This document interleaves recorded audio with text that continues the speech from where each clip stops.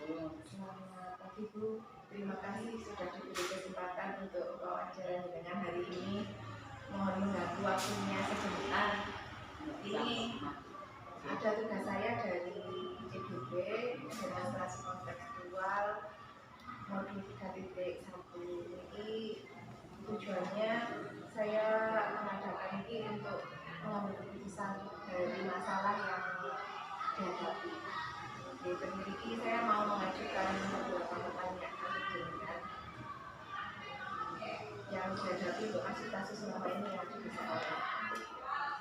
Selama niku dapat mengidentifikasi kasus-kasus dilema etika atau dilema, misalkan ada nih dilema etika atau rujukan orang yang biasanya sering terjadi dalam kasusnya. Saya kira kalau untuk kasus itu memang dua-duanya ini ada dua-duanya ini ada. Nah, mungkin dari titik beratnya yang mana itu. Kalau untuk dilema etika ini juga jelas ini ada. Mungkin dari bobotnya ini mungkin juga dapat kita kategorikan yang ringan atau yang berat. Kemudian yang etika yang moral itu juga ada, dan kebetulan ini hari ini itu ada kok ya juga penjenengan pas juga ada tugas seperti ini. Monggo kita angkat yang untuk yang kalau boleh tahu Bu kasusnya ya ini kebetulan tadi itu ada telepon telepon dari masyarakat orang luar lah, katakan tetangga sekolah, pernah ditelepon dari seseorang yang ada kaitannya dengan siswa kita. Itu yang namanya Rafael. Itu lah tadi ada kejadian di kampung sebelah, itu di Badungan, itu ada yang anak yang mau mengambil uang di kas musola, di kas musola ternyata ketahuan ada orang yang di situ. Setelah itu ditanya, diamankan, kemudian ditanya, kok katanya siswa dari sekolah kita. Diamankan, kemudian ditanya, kok katanya siswa dari sekolah kita. Itu kebetulan kok juga kelas 6 gitu lah. Monggo sekarang yang kita angkat itu ini sekarang ini masih dalam proses, ini di Ida masih dalam proses. Anaknya sekarang ini diamankan di balai desa, kok kebetulan di balai desa di sana. Terus dari pihak orang sana telepon, dan kebetulan saya tadi juga menerima Mas Anda, dan saya menerima untuk mohon untuk diundang.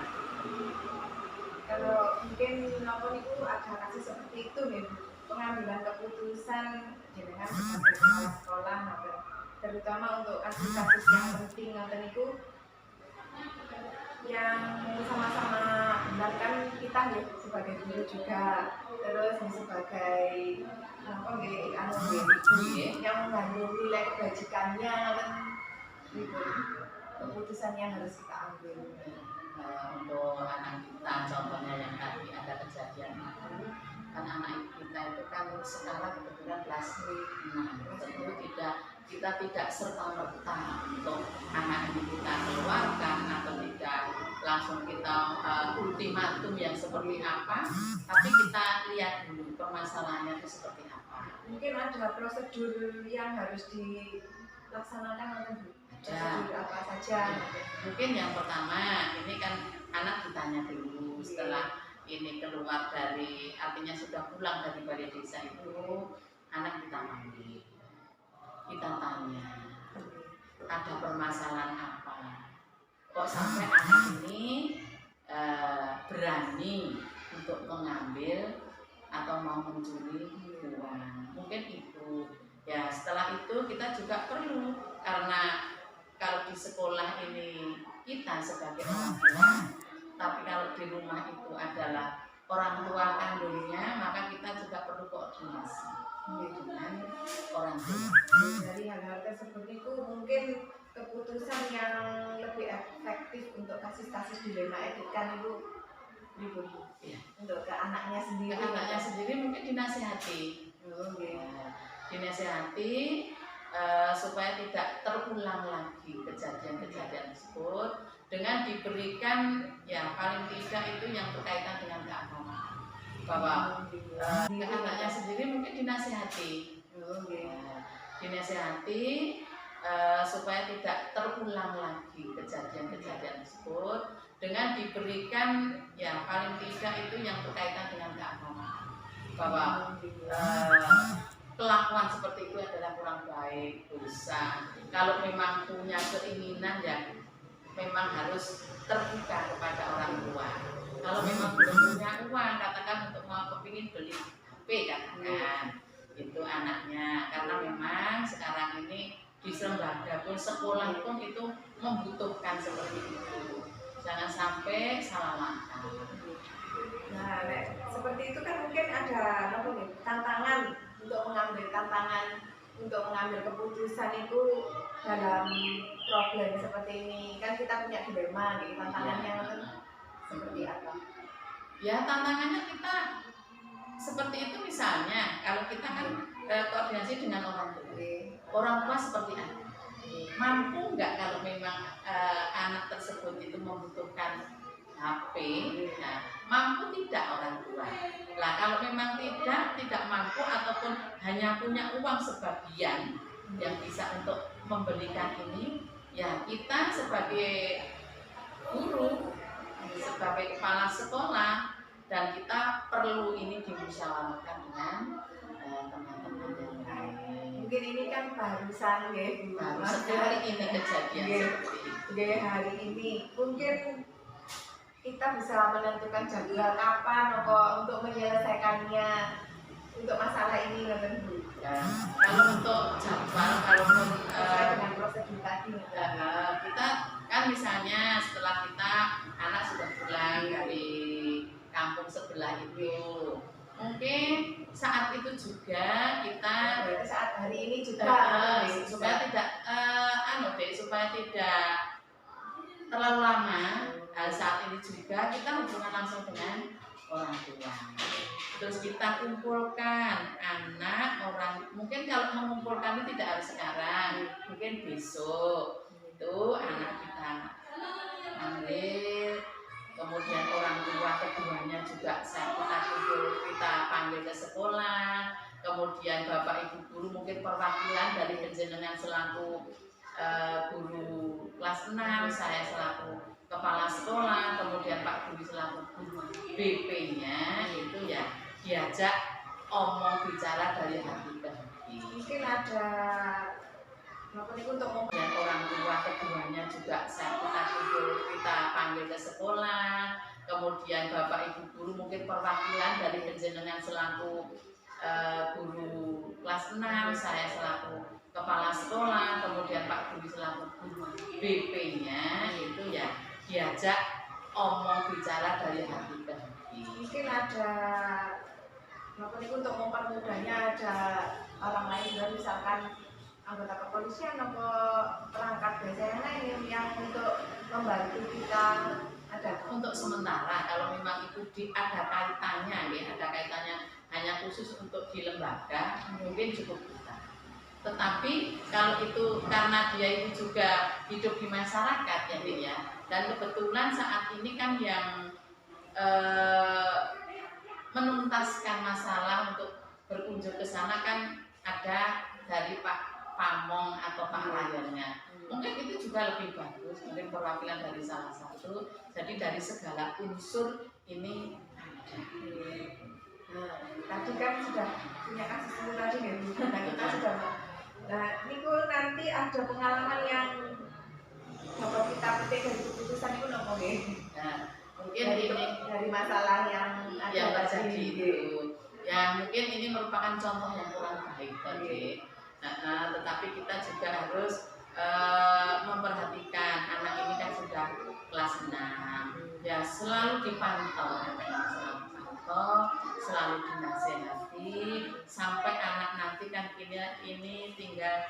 lebih 3 bulan itu ya anak tetap kita dampingi, kita pandu terus agar sampai nanti lulus dan memiliki akhirnya moral ini akan mental, moral, kelakuan bisa berubah menjadi yang baik, bahwa yang dilakukan saat ini itu adalah perbuatan yang tidak.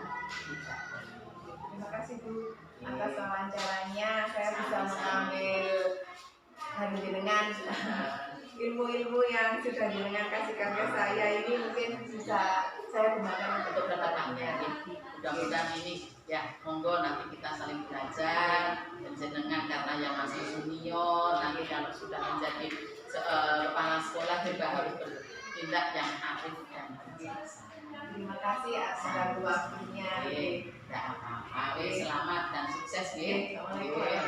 Waalaikumsalam warahmatullahi wabarakatuh.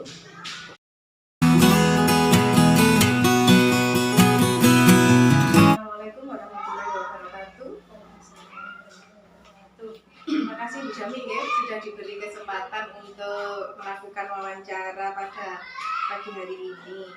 Di sini saya buat wawancara seperti nopo ini, sharing saja.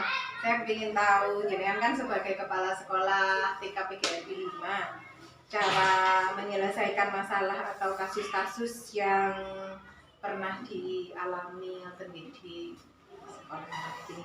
Bagaimana cara jenengan untuk mengidentifikasi kasus yang berkaitan dengan dilema etika atau dilema moral selama ini dilakukan jenengan?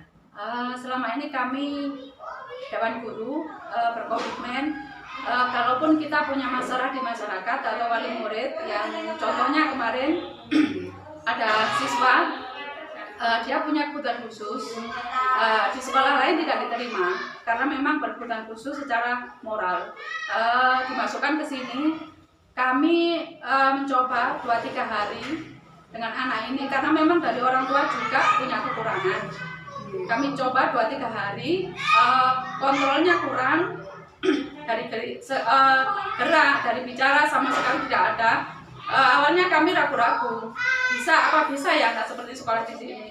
Tapi saya punya komitmen begini, saya nggak mau memberikan pendidikan formal, tapi saya mau dia punya pendidikan sosial masyarakat supaya dia tahu caranya berteman, bermasyarakat itu saja. Kalau untuk pendidikan formal rasanya juga sulit. Nah, itu di situ kami ambil anak berkebutuhan khusus tadi untuk saling belajar dan dengan pantauan yang khusus dari kami karena dia secara tidak langsung juga mengganggu temannya.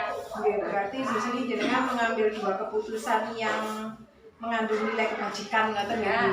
Berarti berdasarkan kasihan, seperti itu. Iya. Hal-hal niku prosedurnya untuk jenengan menerima itu awalnya prosedurnya kok jenengan berani menerima siswa yang seperti itu, ini seperti apa? Itu awalnya saya lihat dari keluarganya.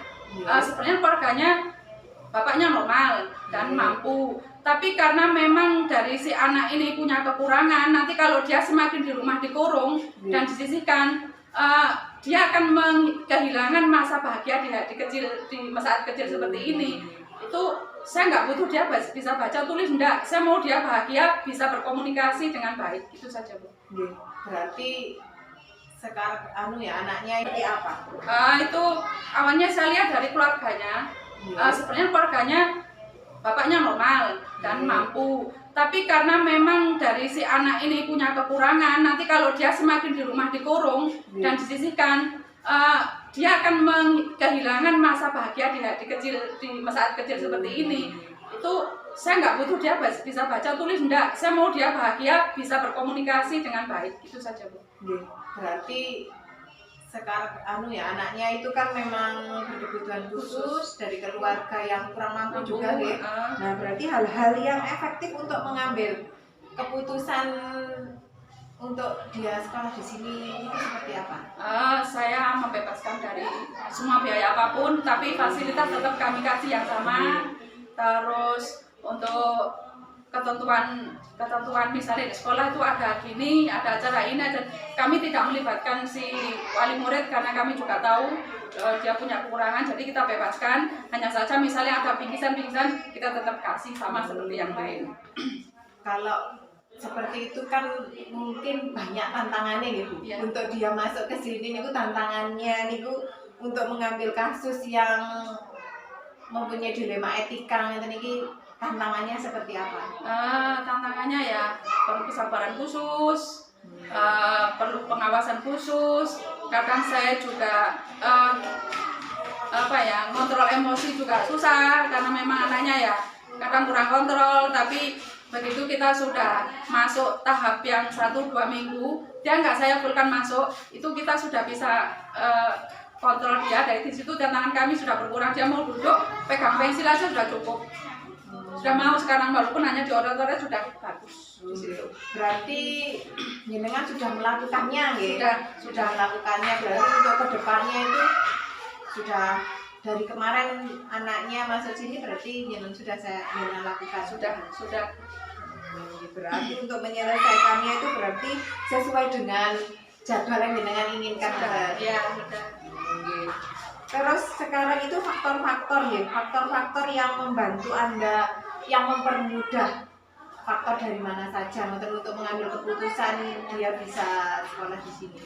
Yang pertama Dewan Guru cukup mensupport saya karena saya nggak bantu ngajar, tapi saya bantu ngawasi anak-anak yang otomatis banyak yang nakal karena banyak cowok. Yang pertama, yang kedua wali murid yang guyup, yang gimana ya, tahu kondisi kami para guru, itu wali murid juga membantu.